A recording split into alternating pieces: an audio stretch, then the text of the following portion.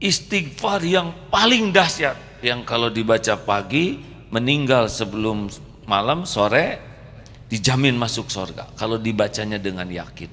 Ini dahsyat hadirin. Tidak ada yang lebih pahit dari berharapnya hati kepada Allah. Allahumma ftah lana hikmataka ya Allah.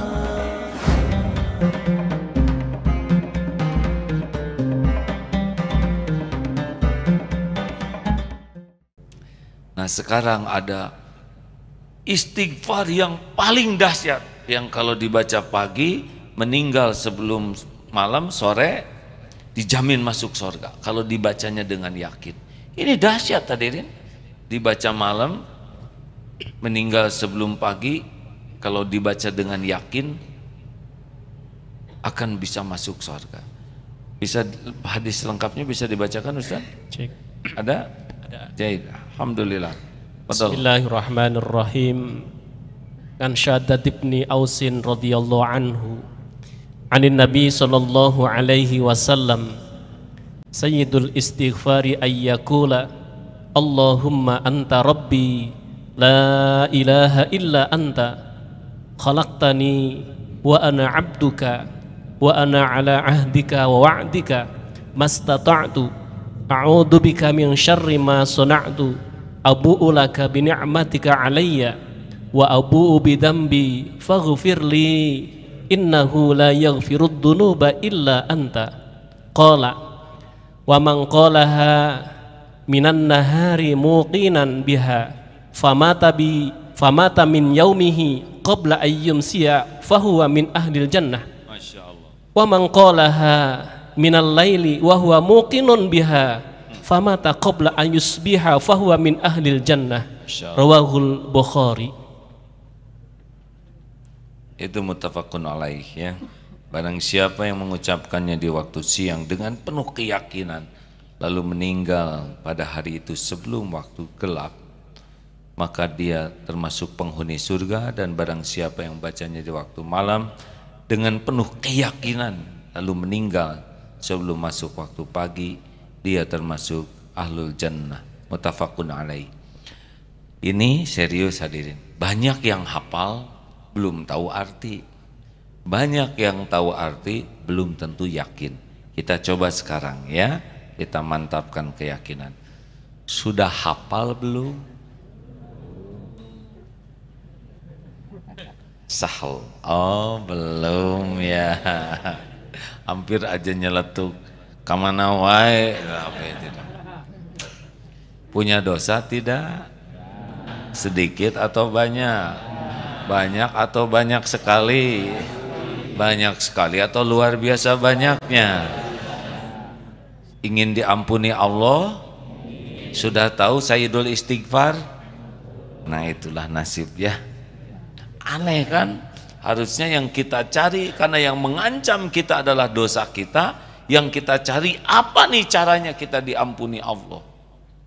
Kalau tadi kita bahas dari hadis itu sahih yang tadi hayyin layyin wadib itu ya, dari Imam Tirmizi, untuk tidak tersentuh api neraka, yang ini bisa masuk surga nih. Allahumma anta rabbi la ilaha illa anta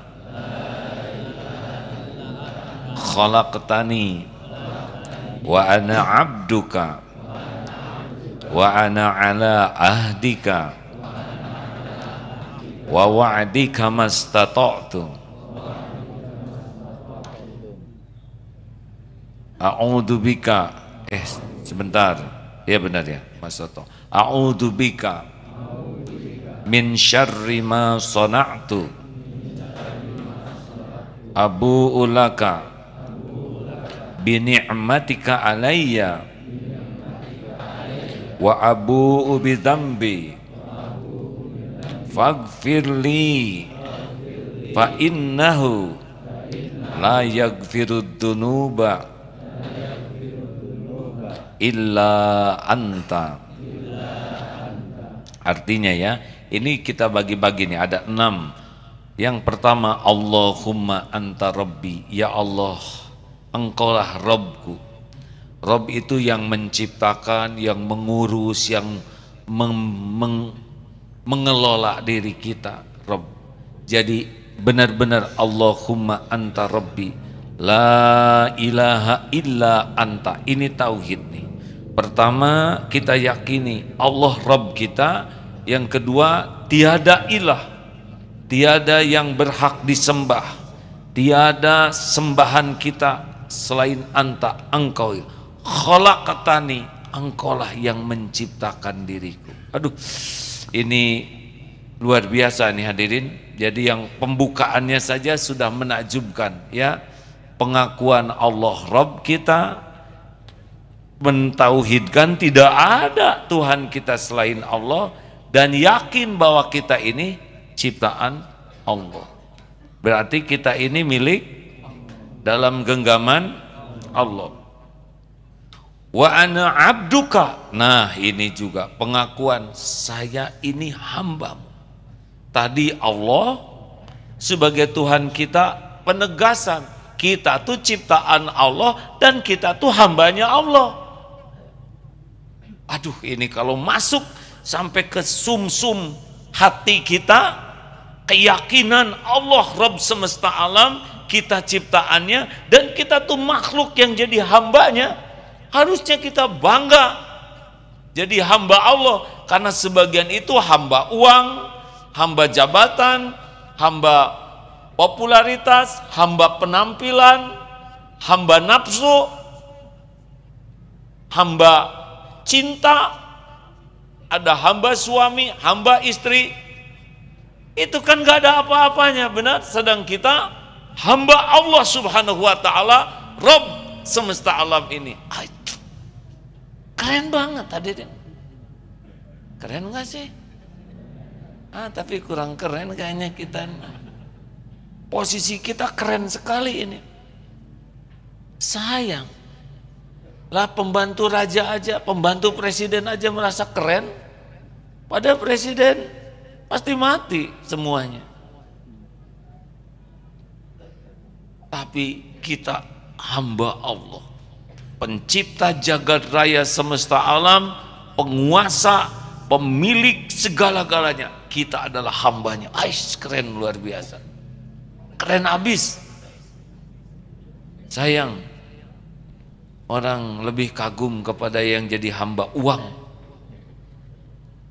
Tidak ada yang mengagumkan di antara manusia kecuali manusia yang benar-benar jadi hamba Allah.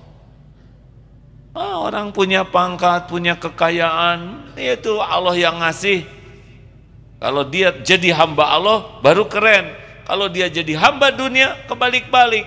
Gini kan, Allah Rabb semesta alam, Tuhan kita, khalaqtani wa ana abduka, saya ini hamba Allah, dan dunia huwallazi khalaqalakum ma fil ardi jami'a.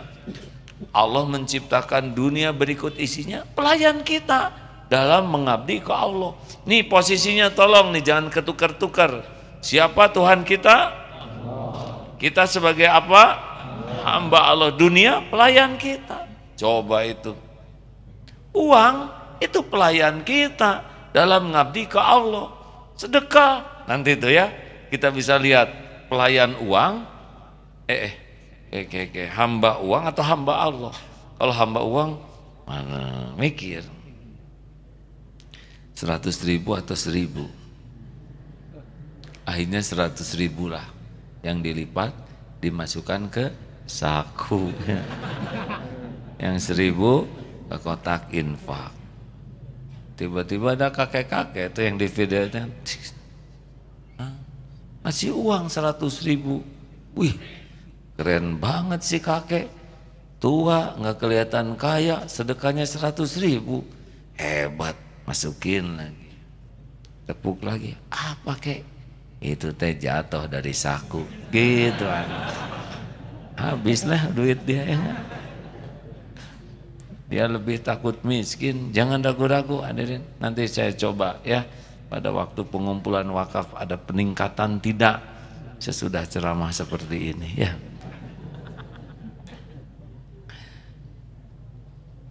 Jadi wa ana abduka. saya adalah hambamu. Allahumma anta rabbi la ilaha illa anta khalaqtani wa ana abduka wa ana ala ahdika wa wa'dika mastata'tu. Ya Allah, Engkaulah, aku adalah hambamu, aku menetapi perjanjian untuk taat kepadamu dan janjimu, perjanjian taat dan janji balasanmu. Jadi kita wa ana ala ahdika wa wa'dika mastata'tu, jadi kita menetapi udah janji nih ke Allah untuk taat dan juga yakin dengan janji balasan Allah atas ketaatan. Jadi kita harusnya nggak boleh ragu tentang janji pahala, janji sorga, janji pertolongan, karena janji Allah itu pasti.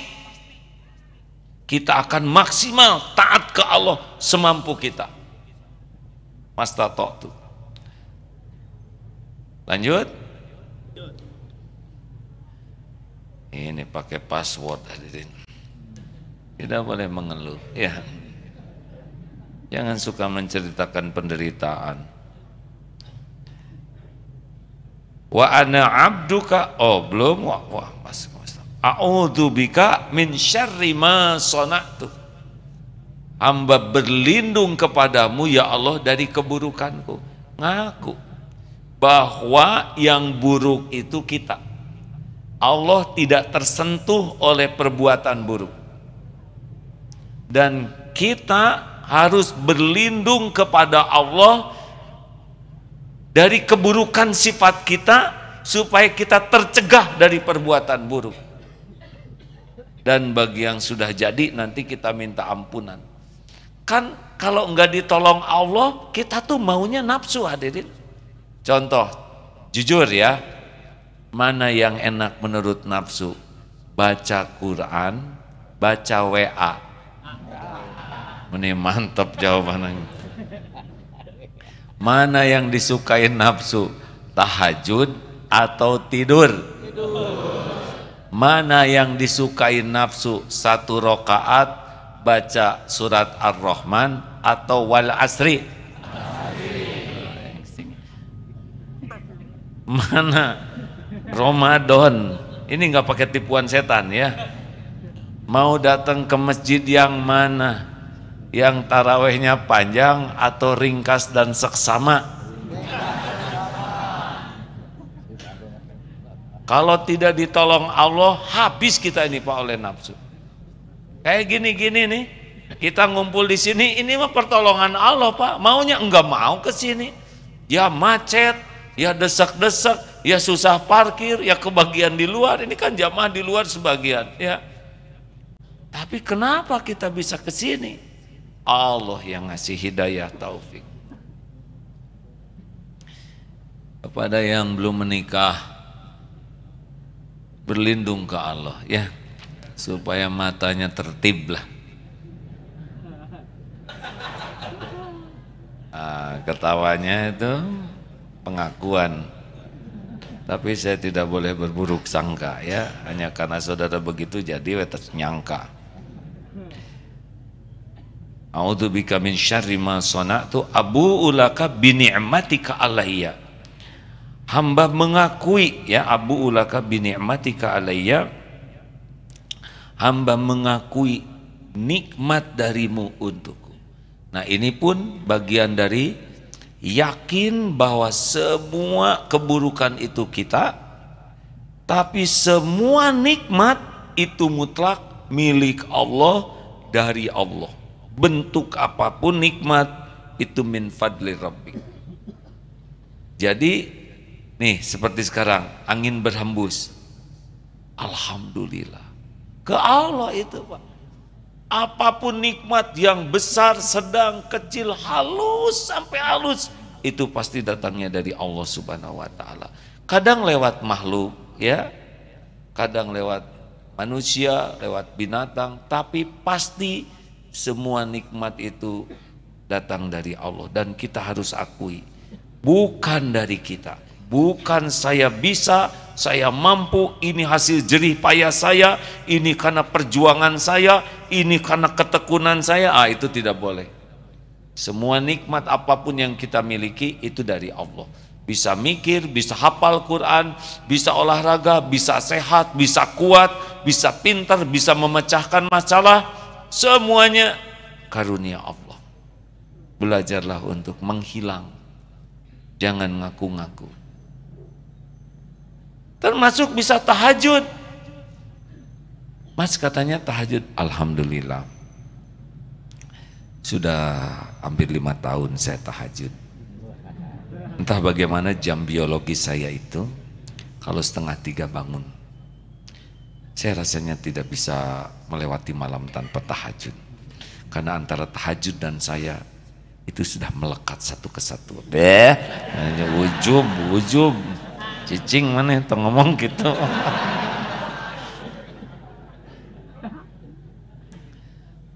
Gak boleh. Kita bisa tahajud, Allah yang membangunkan.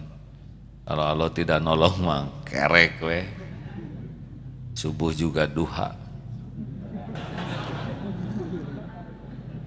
Kita memang berusaha keras untuk beramal, tapi kalau sudah jadi amal pasti karunia Allah. Jadi sebelum beramal kita punya target, kita punya ikhtiar maksimal, kita punya doa tawakal, tapi kalau sudah jadi kita menghilang. Ini semua min fadlir rabbik. Jelas hadirin? Nih, membebaskan tanah.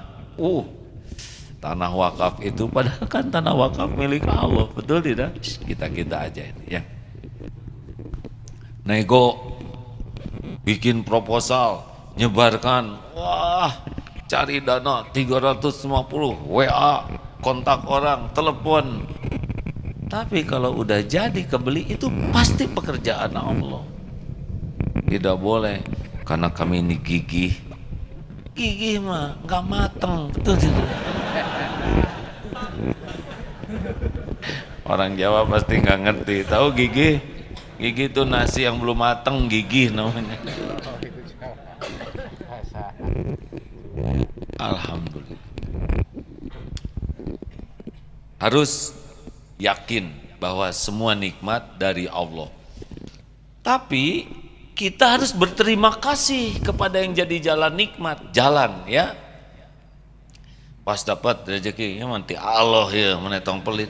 Memang dari Allah, tapi ada yang kesini bawa ya enggak. Kita berterima kasih kepada yang menyiapkan, itu sama dengan bersyukur ke Allah.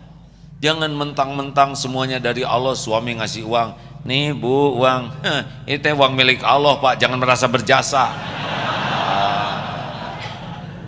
Ini tauhid yang salah ini. Harusnya terima kasih.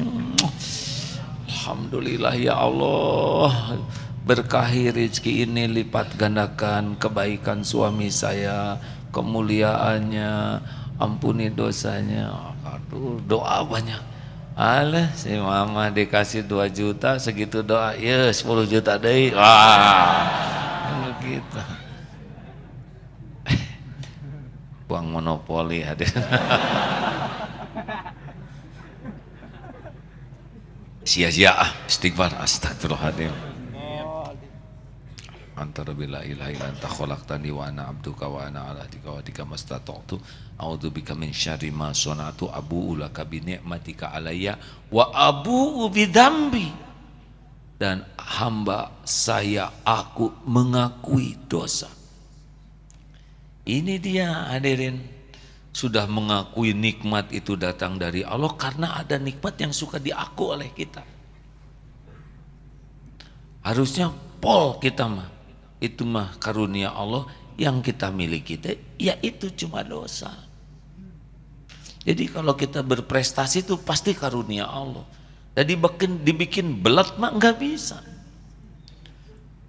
Saya bisa nilai cum laut nilai itu karena Allah. Coba waktu sidang dibikin diare, enggak jangan, beda fokusnya ya. atau Kaligata waktu sidang. Nggak bisa. Benar? Sesek. Bagaimana susah. Itu lancar, mikir, darah lancar, bisa berbuat. Ini semua karunia Allah. Kalau Allah nggak izinkan, nggak bisa. Nggak ada tuh hebat-hebat tuh, nggak ada. Yang ada cuma satu, karunia Allah. Makanya jangan ngaku-ngaku bisa diambil. Nah yang kita punya itu Abu Bidambi. Saya ngaku ya Allah, mengakui dosa. Ini dia kuncinya. Banyak orang yang tidak berhasil mengakui dosa. Kenapa ada orang yang tidak ngaku dosa? Satu, sombong. Orang sombong tidak susah tobat. Karena dia merasa udah benar, udah baik. Orang yang ujub, salah saya apa? Nah, ciri-cirinya. Salah saya apa? Eta tak salahna, teu ngaku ya. Teu sadar. Orang yang sombong, pendengki tidak bisa tobat karena dia akan sibuk memikirkan kesalahan orang. Juga orang yang merasa sebagai korban itu tidak bisa tobat. Saya disakiti suami saya dizolimi istri saya, hantam dua-duanya korban. Ini pasti nggak akur karena dua-duanya merasa sebagai korban. Padahal rumah tangga babak belur itu harusnya ini dosa saya, ini kesalahan saya kepala keluarga, saya yang salah. Dan tobat yang baik itu tobat yang membuat bersemangat dalam hidup ini, bukan jadi tidak semangat. Kalau tobatnya benar pasti semangat karena Allah akan memberikan ketenangan, kan begitu kan? Man lazimal istighfar, siapa yang melazimkan minta ampun, atau waman aksarul istighfar, siapa yang banyak istighfar, ja'alallahu lahu min kulli hamin farajan. Yang pertama Allah akan berikan ketenangan. Jadi kalau orang tobatnya benar pasti tenang. Wa min kulli doikin makhrajan, Allah akan bimbing, ada jalan keluar apapun masalahnya. Masalah keuangan, finansial, masalah kesehatan, masalah rumah tangga, masalah pekerjaan, semua masalah itu dikuasai oleh Allah sepenuhnya. Enggak ada satupun masalah yang di luar kekuasaan Allah Subhanahu wa taala. Hakul yakin. Kalau tobat kita benar, hadiahnya tinggal dikasih ide, pertemukan dengan siapa, diatur, tapi biasa cirinya adalah tenang. Makanya kalau orang tobat jadi putus asa, enggak benar dia tobatnya. Harusnya orang tobat tuh menjadi bergairah, semangat, dan akan datang pertolongan yang tidak diduga-duga. Karena orang tobat akan dapat kejutan-kejutan dari Allah Subhanahu wa taala. Tidak harus jalan keluar tuh kepikir oleh kita semua, enggak harus. Karena Allah janjikan unpredictable. Wa razaqahu min haitsu la yahtasib. Jadi oleh Allah sengaja ditutup. Alhamdulillah gitu kan. Gak nyangka dia yang datang nagih. Saya sebetulnya mau nagih, tapi saya sudah melihat wajahmu, hati saya jadi prihatin ningsih melihat dirimu. Halal. Betapa mudah bagi Allah. Betul? Betulkah hadirin? Makanya jangan pernah putus asa. Akui dosa, tangisi dosa, fokus, jujur. Dosa besar, dosa sedang, dosa kecil, dosa halus, termasuk dosa istighfar kita yang udah tobat tapi dilakukan lagi. Pak Abu Bidambi, faghfirli, maka ampunilah diriku ini, wa innahu la yaghfiru dzunuba illa anta, karena tiada yang bisa mengampuni dosa selain Engkau ya Allah. Ini dahsyat sekali hadirin. Tidak ada nih istighfar yang lebih lengkap, makanya disebut Sayyidul Istighfar, rajanya istighfar. Pantas orang itu masuk surga karena tauhidnya benar, betul? Dia benar-benar meyakini la ilaha illallah. Dia benar-benar meyakini Allah Rabb semesta alam ini. Dan dia yakin saya ini ciptaan Allah, milik Allah, dalam pengurusan Allah. Dan dia yakin saya itu hamba Allah, pencipta, penguasa, penggenggam. Nah, kita nggak ada apa-apanya. Kita cuman hamba yang semenel, kecil. Mau petantang-petenteng apa kan? Dan ngaku bahwa kita bisa selamat dari keburukan itu hanya dengan perlindungan Allah. Ini hebat hadirin. Karena ada yang aduh bingung gimana saya bisa supaya nahan marah, gimana saya supaya mengendalikan syahwat, gimana saya tidak bikin dosa. Harus minta tolong ke Allah yang menguasai syahwat kita, nafsu kita, amarah kita. Karena ada yang bingung, aduh saya jatuh cinta nih. Jangan bingung, minta kepada pemberi cinta. Siapa? Dicabut cinta mah gampang. Yang tadinya terkenang-kenang wajahnya tiba jadi enak sih atau bisa. Yang lihat mah jadi yang utah nih ngelihat potret mana. Kemarin mah lihat asin aja seperti wajah dia. Sekarang lihat wajah dia seperti asin. Allah yang membulak-balik hati hadirin. Ini teh bener nggak sih hadirin yang saya sampaikan? Yakin nggak sih? Saya mah yakin begitu.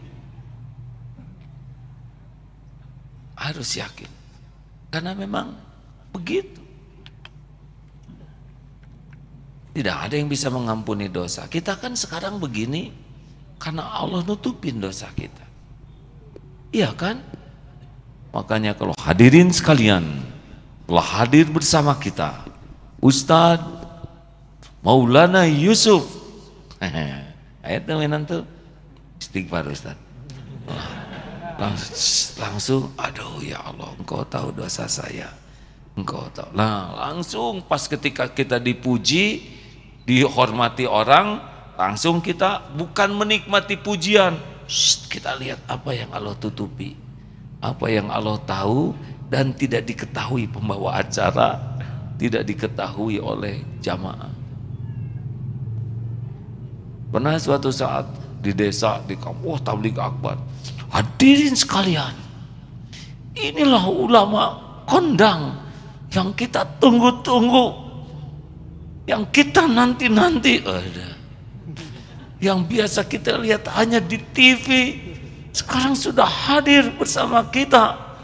Al-Mukarram, waduh, kata ini panjang lebar. Mari kita doakan ila arwahi. Allah, salah lagi hadir. Nggak apa-apa lah, dianggap arwah juga. Istighfar kalau gitu ya. Kalau kita dipuji, itu Allah yang menggerakkan orang memuji untuk ngasih tahu betapa tutup Allah tuh sangat rapat kepada kita. Bukannya menikmati pujian. Aduh ya Allah. Ini mah orang temani baik. Ya Allah. Tapi kita jangan, oh tidak, lebay atau genga. Tidak, saya tuh banyak dosa. Itu juga merendah untuk mengangkat diri. Tinggal astagfirullah. Nah itu juga lebay. Kan ada yang acting. Tidak, saya mah orang fakir. Nggak usah lebay, tinggal di hati. Ya Allah, ya Allah, astagfirullah. Astagfirullah. Karena memang begitu kan. Orang memuji kan dengan izin Allah.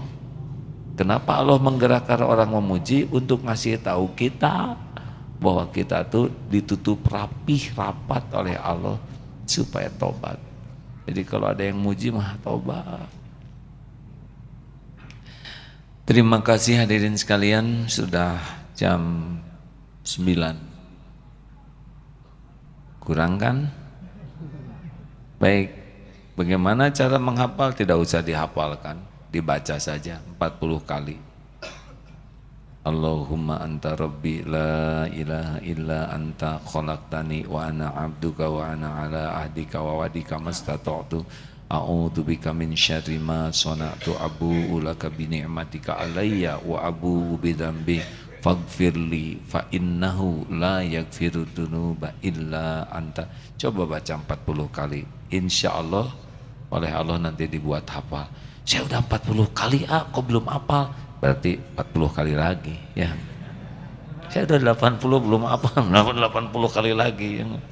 Insya Allah, Allah kan tahu kita ngapalin, betul? Makanya dinikmati. Allahumma anta rabbi la ilaha illa anta khalaqtani wa ana abduka wa ana ala ahdika wa wa'adika mastata'tu abu'u laka bi ni'matika alayya a'udzubika min syarri ma sana'tu abu'u laka bi ni'matika alayya wa abu'u bi dzambi faghfirli fa innahu la yaghfiru dzunuba illa anta. Kayak berhadapan gitu, kayak kita menghadap Allah. Allahumma anta rabbi, anta itu kan engkau ya. Masya Allah. Itulah kajian kita malam ini. Terima kasih. Harusnya jam 9 pas berakhir acara kita supaya tidak terlalu malam. Hadirin, terima kasih doanya.